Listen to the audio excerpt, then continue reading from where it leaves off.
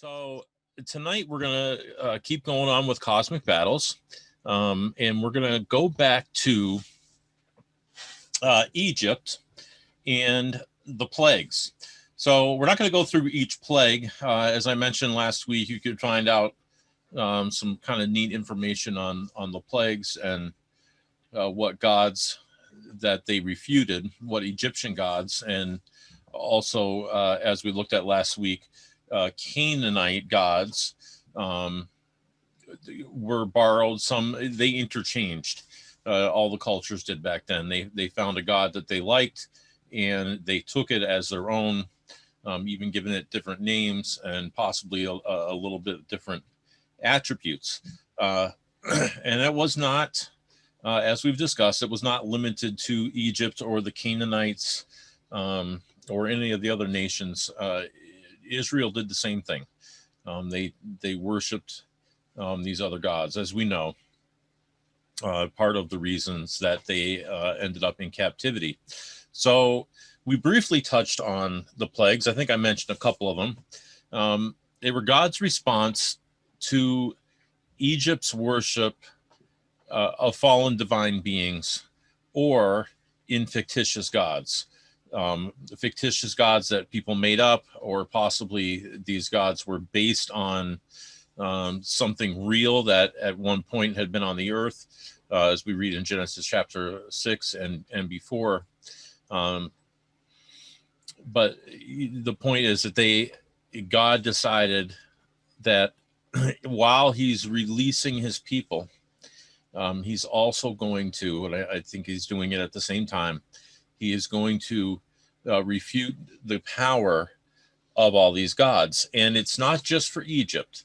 As we know, he says that it was that the world would know, the whole earth would know his power over these other beings or over these other gods. And so a few weeks ago, we covered Yam, the god of the deep, and we covered the deep itself as anti-creational entities or beings which God defeated in order to create in the creation that we read about in Genesis 1. And we find much about these in Isaiah, Ezekiel, and Psalms, especially Psalms, a lot in there about God's destruction of anti-creational forces. The sea and the deep, we also saw, was used to destroy Pharaoh's army. And Pharaoh, we know, was called the dragon. We read that, I believe, in both Ezekiel and Isaiah. And his army, you picture Pharaoh and his army as the dragon. And the motif that we see is God is using evil to destroy evil. And I think we see that throughout. I think last week I mentioned, as we read in Romans 1, and there's other passages in the scriptures that show that, especially in the Old Testament.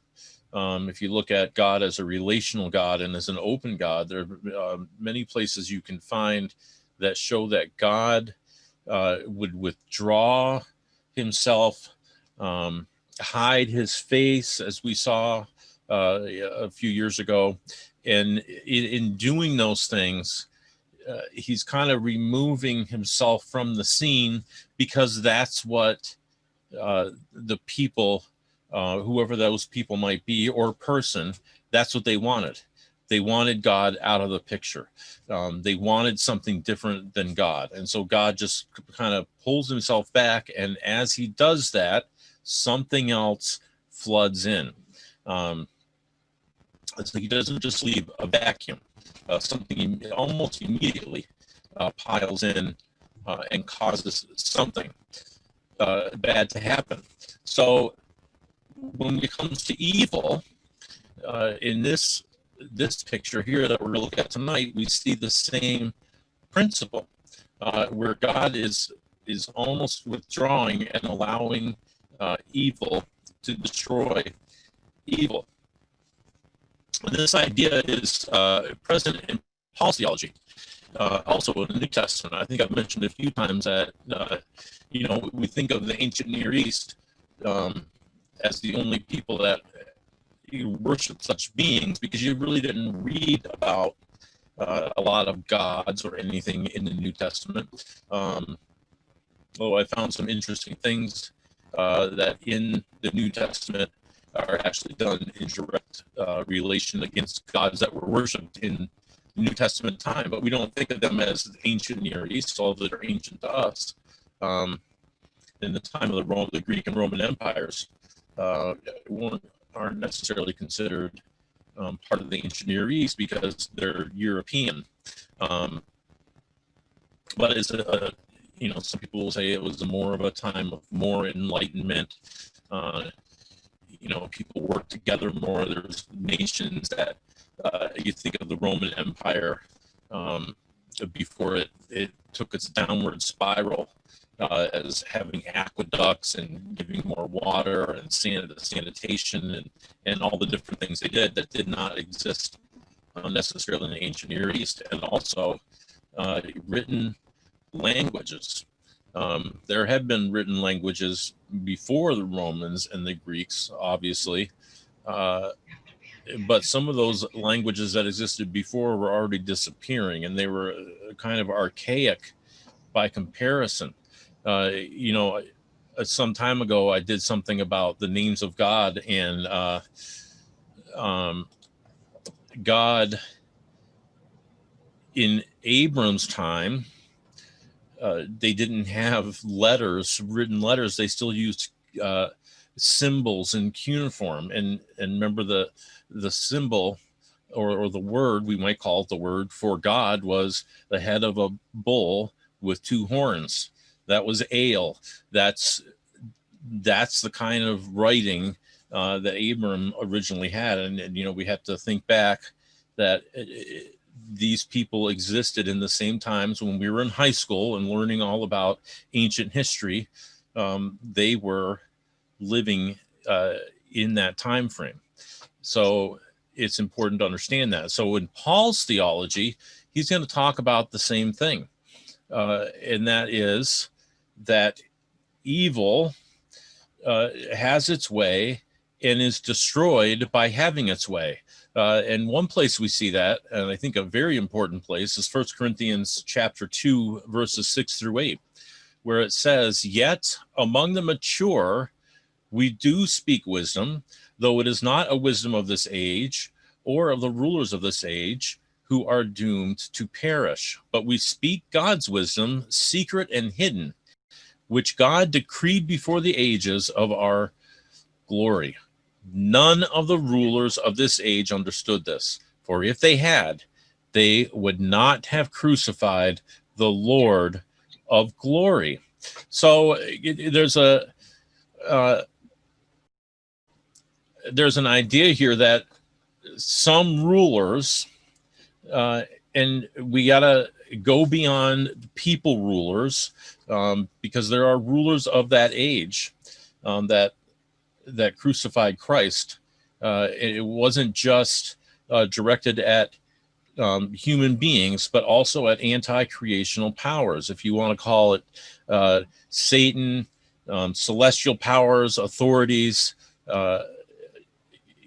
powers and authorities and beings, the angels, the layers of angels in the heavens, however you want to think about it, because that's what Paul has in mind. It's not just the Jews and the Romans. It's all of the anti-creational forces coming together to destroy almost what I think can be said is creation itself, which is Jesus Christ. According to Paul, nothing was created without Jesus Christ. And not only was it created without him, it was created for him and by him. So he was, when God spoke creation, that speaking was Jesus Christ, who eventually we would think of as Jesus Christ in the flesh on the earth. He was active from creation, possibly before creation, active for a long time. And, creation exists for him and because of him. Without him, nothing would exist. So all these anti-creational forces are coming against him at this one time. And what happened? Well, they lost because of it, because of their desire for destruction and chaos. That's what came upon them. Paul makes this connection in Colossians chapter 2, verse 15, which we've read numerous times, or I have. It says, he disarmed the rulers and authorities and made a public example of them, triumphing over them in it. So the cross was a means of making a public example, not only of the rulers, we could say the Hebrew or the Jewish rulers, because he rose from the dead, and it was seen by many people, and that made a mockery of everything that they said beforehand, and that they were, putting the Roman guards in so they could say that people stole his body, and all these things. That was a public example, and it's also a public example, I believe, in the heavens, to show. I mean, imagine when Jesus makes his ascension and finally takes his place next to his Father, at the right hand of the Father, and is made a king over his own kingdom, the kingdom of Christ. And all these powers in these other beings and angels, and they all see this, and any of them that were anti-God have been triumphed over. That's a victory. They were against God and his Son. The cross, which is the crucified God, who was in the Son on the cross, is an act no human being or ever any God or celestial being could even conceive of taking place. All the gods of the ancient Near East and the gods of the people in the New Testament were not gods that would put themselves on a cross. In fact, they would do the opposite. They would put people on a cross, or people would be tormented by them if they crossed them in any way. And that is not the picture that God gave with his Son. So it's pretty amazing, really, what that cross accomplished. And in chapter 2, verse 18 in Colossians, if you just go down, we see a mention of angels. It says, do not let anyone disqualify you, insisting on self-abasement and worship of angels, dwelling on visions, puffed up without cause by a human way of thinking. People worshipped angels. There's a whole angelology thing, which I brought up probably a few years ago in a sermon, and that even sects of the Jews worship some angels. And this is the same. They can call them angels, as in, we think of the little baby, the little naked baby with the big tummy and his little wings, and it's all so sweet, right? But that's not what angels are. And we have to understand that the word angels doesn't make it less than worshiping Molech and putting children in the fire. They were beings that were not deserving of such. And some of them might not even been real, but these people were worshiping them and doing things as they worshiped them in the form of worship that they believed they required. So the cross was a weapon, and it was a weapon to defeat the enemy. It is, as we might say in our own times, the lust of an enemy brings down that lust, that evil thought, right on, heaps it on himself. I try to think of examples, and one just in my mind, we think of a teenager growing up, and he's troubled, and he gets in with the wrong crowd, and he's doing the wrong things, and eventually it could be drugs or robbery or violence or whatever. Eventually they're caught, and they're either caught by the police or another gang or something comes in and does something horrible to them. And, we hope that it wouldn't end up in death, but we'll say things like, Well, they brought it down on themselves. Well, what do you mean they brought it down on themselves? Because they were in that situation, and because that's how they lived, and that's where their mind was. Eventually, um, often, all that brings down troubles, and it piles on top of them, and it brings defeat. Even if they're caught by the police, we'll still say they brought it down on themselves, even though the police are the ones that capture them and put them in jail. We don't say the police brought it down on them. We might be thankful that the police caught this person and got them the help they needed, or got them off the street if they're violent. But we always say things like they brought it on themselves, and that's exactly what's happening here. They brought it on themselves. There was God is the agent through the cross that defeated them, but it was their desire and their lust for power, as we'll call them anti-creational beings. Though I don't think they wanted to see creation eliminated. They were thinking that they would have the power over creation and mold it the way they wanted.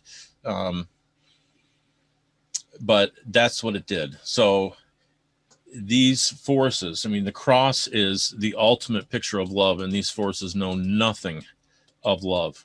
And I just want to insert a little thought here, kind of a side note.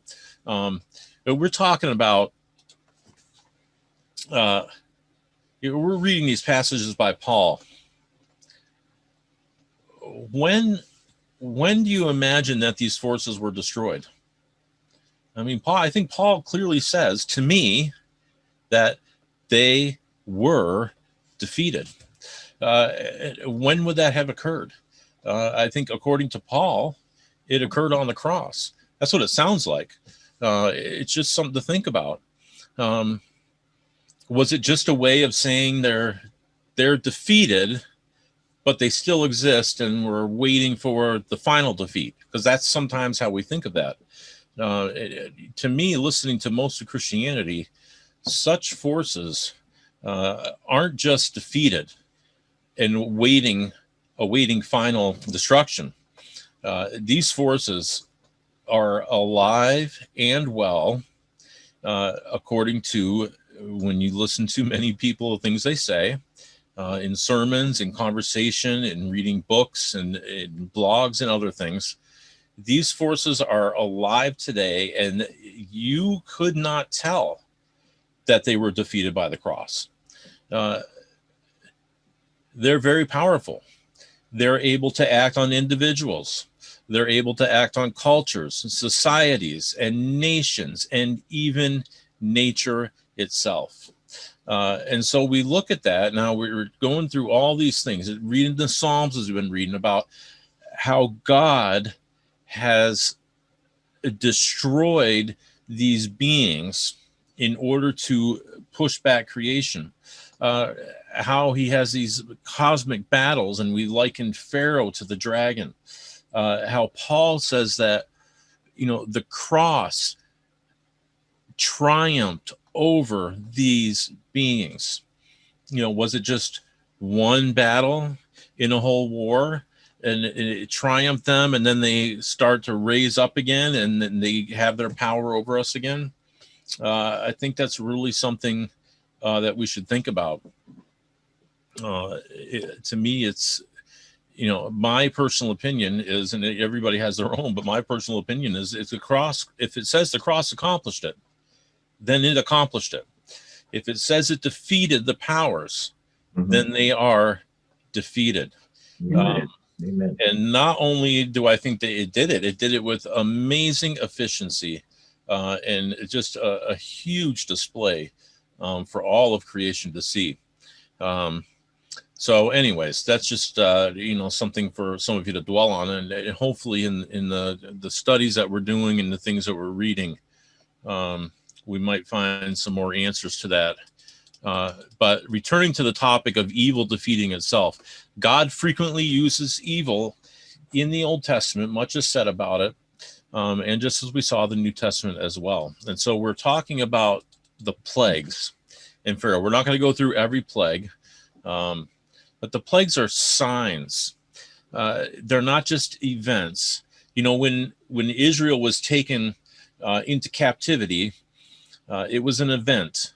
It's something that happened. There were prophecies, and prophecies sometimes can be signs. We think of Jeremiah with the outside of the potter's area. They're smashing the pots. Those were signs. The Elisha with the prophets of Baal, and the fire coming down and consuming the altar. That was a sign. It was a sign to people that this is who God is. This is your God. Baal couldn't light your altar on fire. Your guys are cutting themselves up with knives in a way that you think, dancing around chaotically, thinking that that's going to wake your God up to come down and start a fire, and it just didn't happen. So that was a sign. The plagues are exactly like that. They are a sign, and they were a sign to the world, all the earth, of who God was. So they were more than events. It was, it's almost just like they were prophecy. They were a form of prophecy, a prophetic sign to show who God was. And so we're going to go to Exodus 15 and read verses 8 to 10. And it says, "At the blast of your nostrils, the waters piled up. The floods stood up in a heap. The deeps congealed in the heart of the sea. And the enemy said, I will pursue, I will overtake, I will divide the spoil. My desire shall have its fill of them. I will draw my sword, my hand shall destroy them. Your wind you blew with your wind, the sea covered them, and they sank like lead in the mighty waters." The enemy is Pharaoh. He is saying, I'm going to overtake them. He has a desire in his mind and in his heart, in his whole being, to go out and get those people and have his way with them. And it's not to bring them back into captivity. It's to destroy them, because he's somebody in the world, and God has made him this big, and now his pride has taken over, and he has nothing on his mind but evil and chaos. And we talked a couple of weeks ago about the picture of Israel being a new creation, going through the sea, just like creation pushed back on dry ground, being placed in a new area for a new creation. And what happened to the dragon? He was destroyed by his own entity, which was the sea. He was the ruler of the sea, and it destroyed him. And the same thing we see with Pharaoh. He was destroyed. And so just as the sea destroyed its own God, so does the sea destroy Pharaoh. And that's a picture that I know we saw before. And it's just as Paul describes the desire of the enemies of Christ destroyed by their own lust for evil. So Pharaoh's army was swallowed up by its own anti-creational lust. I mean, you got to imagine Pharaoh has just seen all these plagues and all these wonders, and he's seen God reverse every single one of them. And yet he thinks somehow that when this sea opens up, he's going to be able to pass through. It's just amazing that it's so much could take over his mind and with deep inside of himself to make this happen. And Psalm 1:14-16 tells us, and we read this before also, but it says, "See how they conceive evil and are pregnant with mischief and bring forth lies. They make a pit, digging it out, and fall into the hole that they have made. Their mischief returns upon their own heads, and on their own heads their violence descends." That's we read similar things in the Proverbs. It's what we always imagine is going to happen to the bad guys, right? But it doesn't always happen. But it happens often. And where it was concerned with God's cosmic battles, it definitely happened. So on their own heads, the same violence that they had planned comes back on them. If we continue on looking at Exodus, we're going to go right to chapter 7, which is where we're going to see one sign that we're going to read about tonight. It'll be the only one that we're going to read. And it's enough to get the picture. You can read through the rest of them and see what that is. And, I encourage you to at least use Google and look up the gods and the plagues. Like I said, Dr. James Kennedy, if you look him up, he's got them one of his pages. It's listed right out, and each, it's the plague and the god, the plague and the god. And it's pretty neat. But we read, the Lord said to Moses and Aaron, when Pharaoh says to you, perform a wonder, then you shall say to Aaron, take your staff and throw it down before Pharaoh, and it will become a snake. So Moses and Aaron went to Pharaoh and did as the Lord commanded. Aaron threw down his staff before Pharaoh and his officials, which were magicians. The officials would be magicians, soothsayers, and those type of people. And it became a snake. Then Pharaoh summoned the wise men and the sorcerers, and they also, the magicians of Egypt, did the same by their secret arts. Each one threw down his staff, and they became snakes, but Aaron's staff swallowed up theirs. So the word here for snakes, interestingly enough, is tannin, and it is the exact same word that is translated into dragon, or the great beast, the great dragon that we read about in the Psalms, Ezekiel and Isaiah, where we read about the Pharaoh being equated to as dragon, or the dragon in the sea being pushed back to make creation in Psalm 78. So it can also be translated into whale. And when it's translated into whale, it's more like a sea serpent, like you would, Dan Kramer mentioned the Loch Ness Monster. So you think of it along those lines, something that's kind of up in parts of it are out of the water and the rest is underwater. We have our new dog, Gypsy.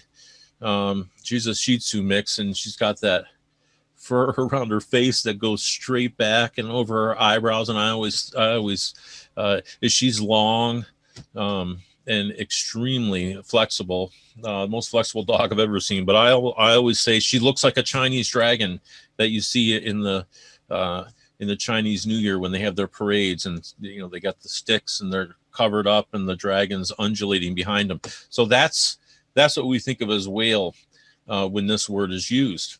And in the Septuagint, it actually uses the word serpent, and the Greek for the word serpent is drakon, and that's where or that word is translated also. If you look up in your Strongs or other informational books references, it is a fascinating and dazzling serpent or a dragon. So these snakes, when they throw it on the staff and it turns into a snake, we're not just thinking about, a garter snake or the common water snakes and stuff that we see around here.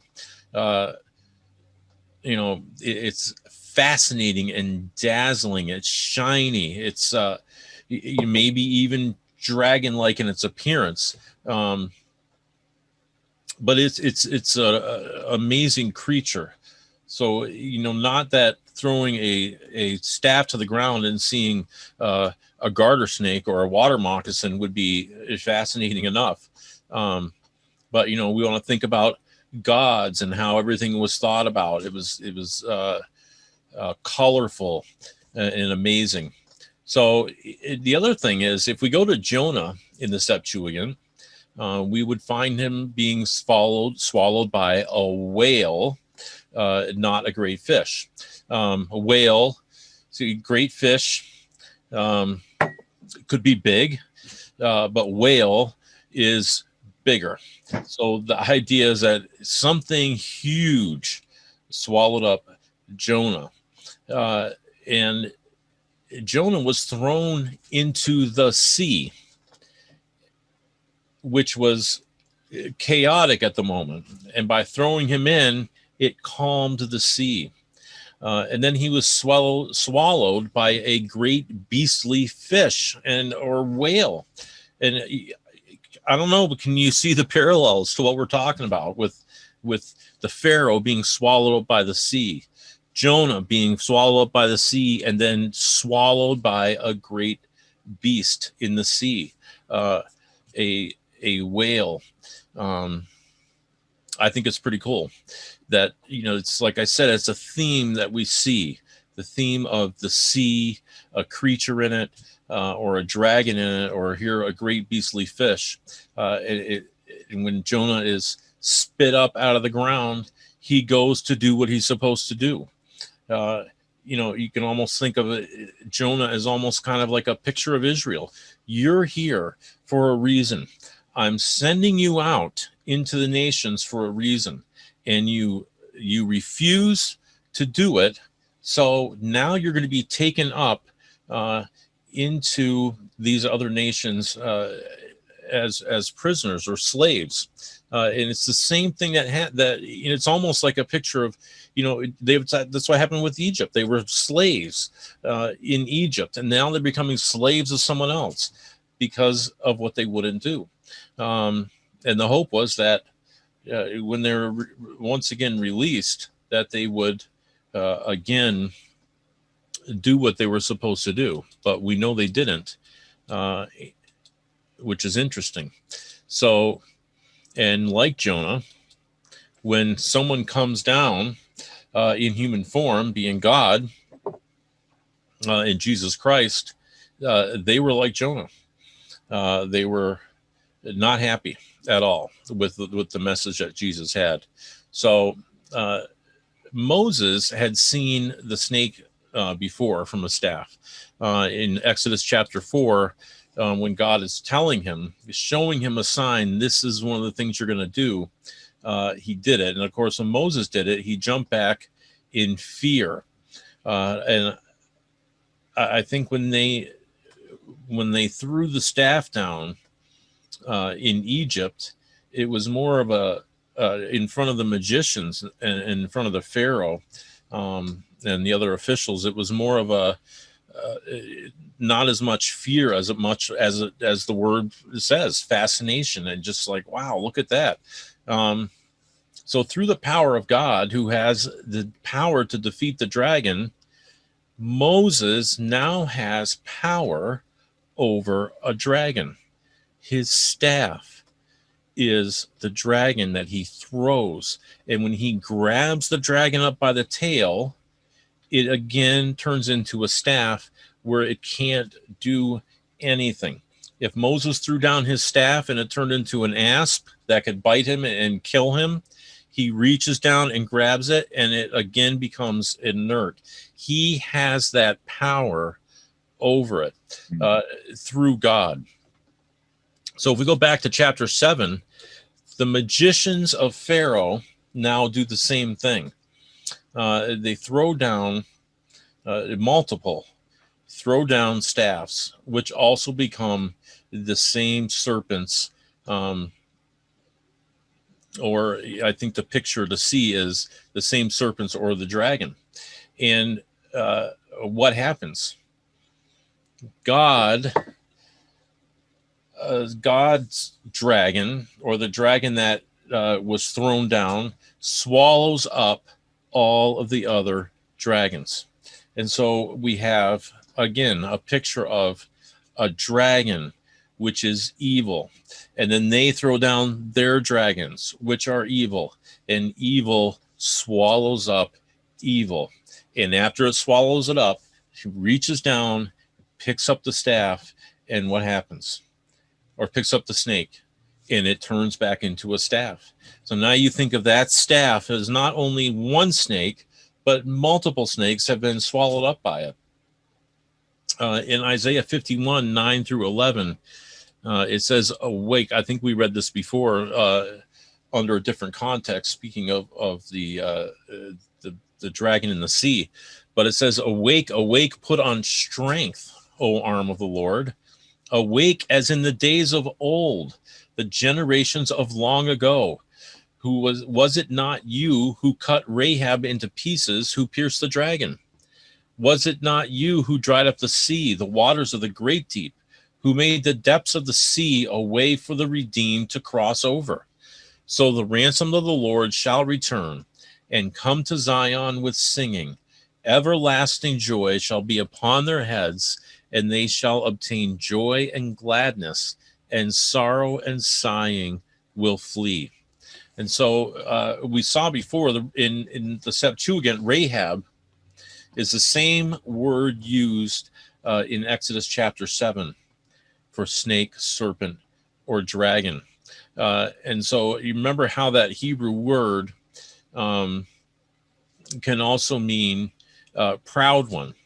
That is none other than the Pharaoh or Leviathan, who he's being compared to in this particular passage, or Rahab, who was king over all of the proud, which would include Pharaoh.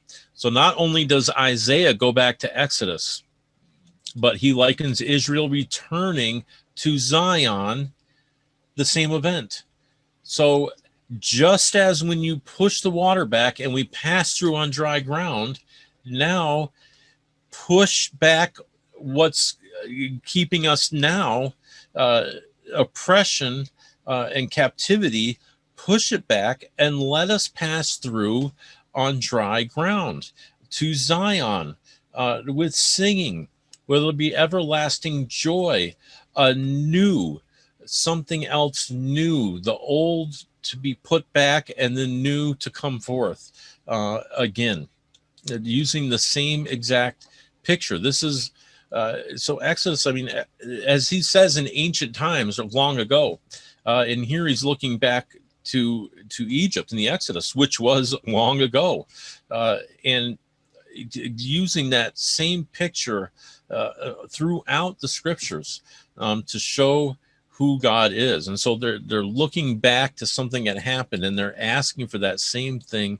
to happen again. So it's that creation theme that we see running through the Old Testament and the scriptures, and the same with the cross.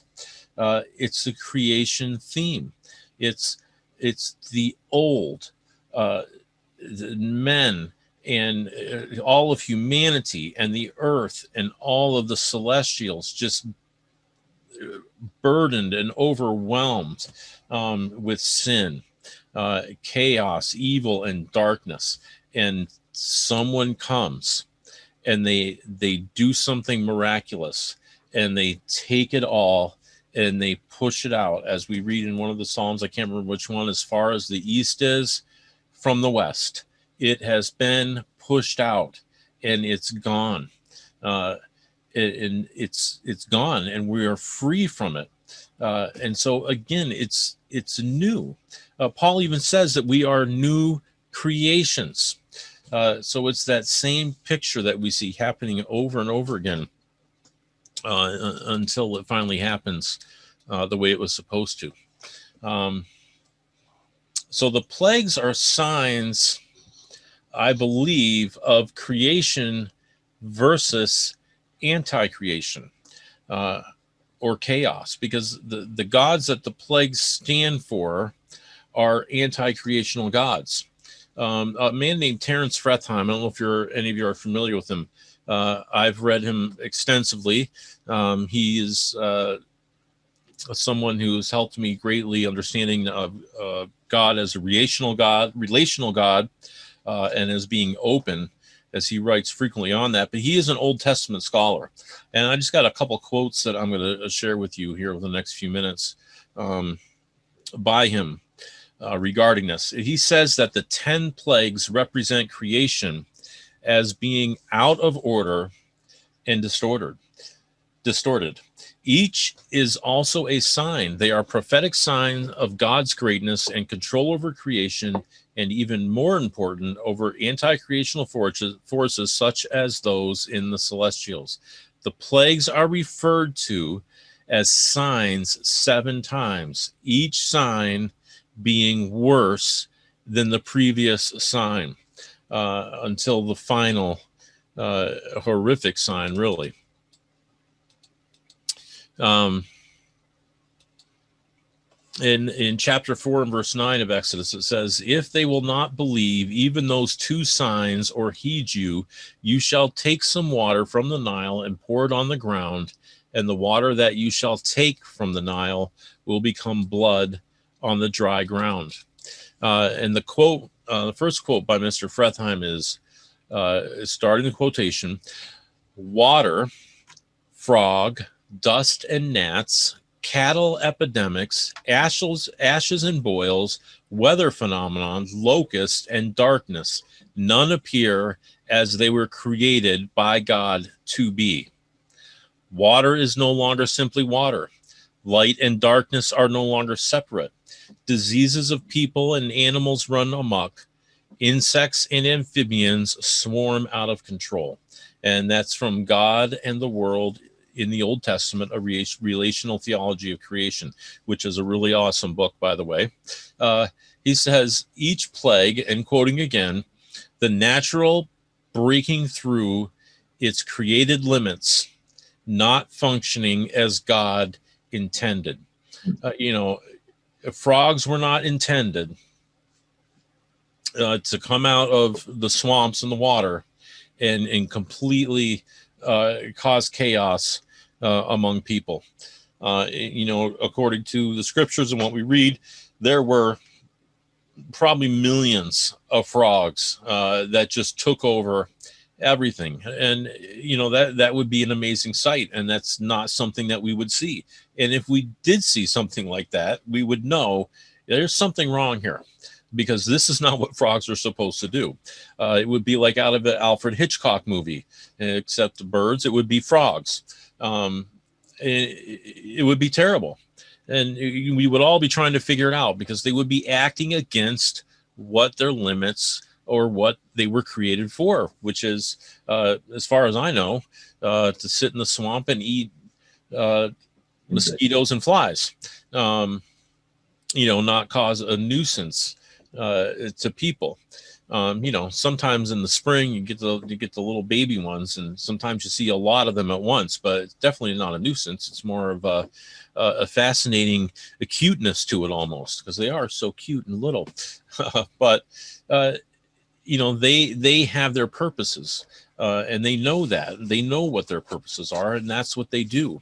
It's the same for all of these things that happen. I mean, locusts do gather, and they do cause problems, but I think there's some type of created order behind that, and scientists could probably explain to you that it's kind of like the hot bugs. I love listening to hot bugs. It's one of my favorite sounds in the summer.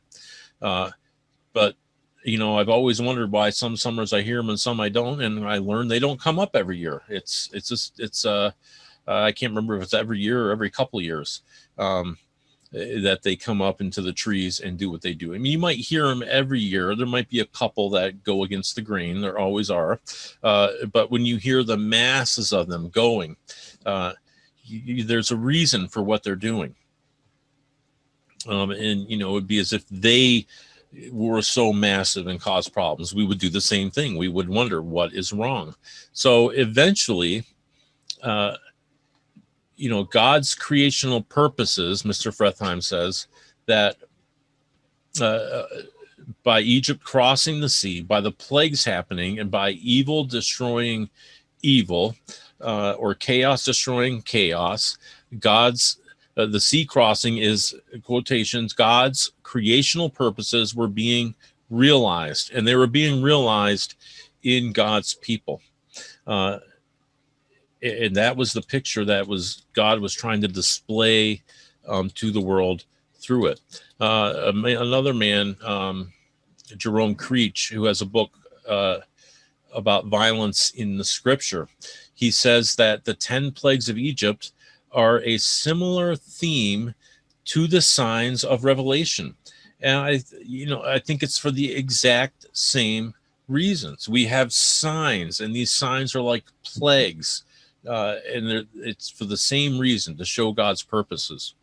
In fact, if you read Rotherham in Exodus chapter 12, verse 23, it says, "And Yahweh will pass along to plague the Egyptians. And when he beholdeth the blood on the upper beam and upon the 2 doorposts, then Yahweh will pass over the entrance and not suffer the destroyer to enter into your houses to inflict on you the plague." So the death of the firstborn, which has to do with Egyptian gods, and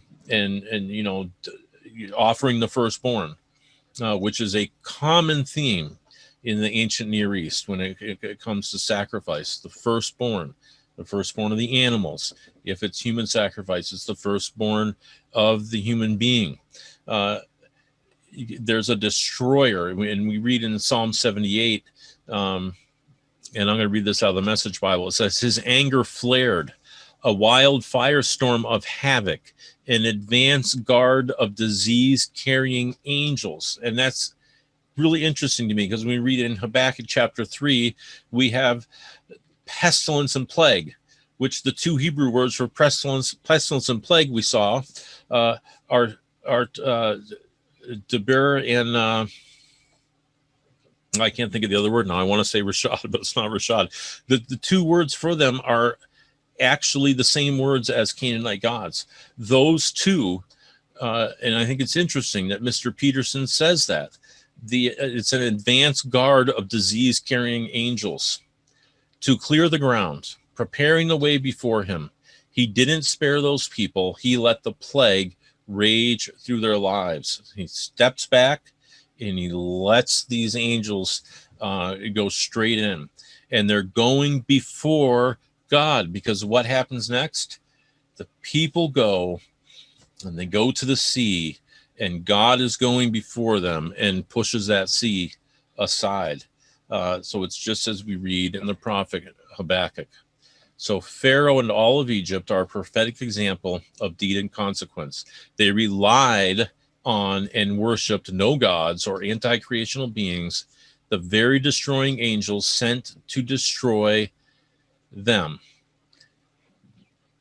And they are working to eliminate and destroy God's chosen means of displaying creation right and ordered in Israel, because God's creation is right and it's ordered.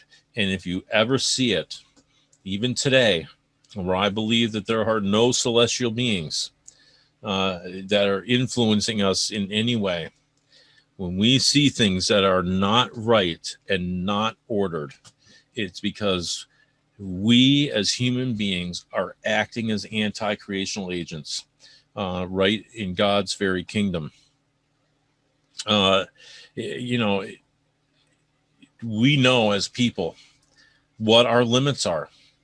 We know where our boundaries are. We know when we cross the line, and violence takes over, and terrible things always result from it. That is when we're acting outside of the created order that we were meant to act in. The plagues served as destroying evil, as God showing your gods are nothing. And this sign is to show you that they're punished by their own sins and their own worship of a God that's supposed to stop the locusts from coming. Instead, the locusts come to show that your God is nothing. So each disastrous plague revealed the next as progressively worse. And there's one other person named Mary Wakeman. I don't have her book, but I got this quote from another book. She has a book called God's Battle with the Monster. In fact, I looked this up on Amazon because instantly after I read about it, I thought I would love it. It's obviously out of print because the only copy I could find was about $300. Unfortunately, that's what happens when things go out of print. People go beyond their created order. and try to charge hundreds of dollars for the book. But as soon as it's reprinted, suddenly their book drops down to $20. But she says the sea covered the Egyptians. The tyrant was tyrannized. And that's exactly what we see there. And that's where I'm going to drop it off for tonight. Thank you, Dan. That's as always. It's always good stuff. Tyrant was tyrannized, huh? Tyrannized. That's a never thought of it that way, but that's what happens. Anybody have any questions for Dan?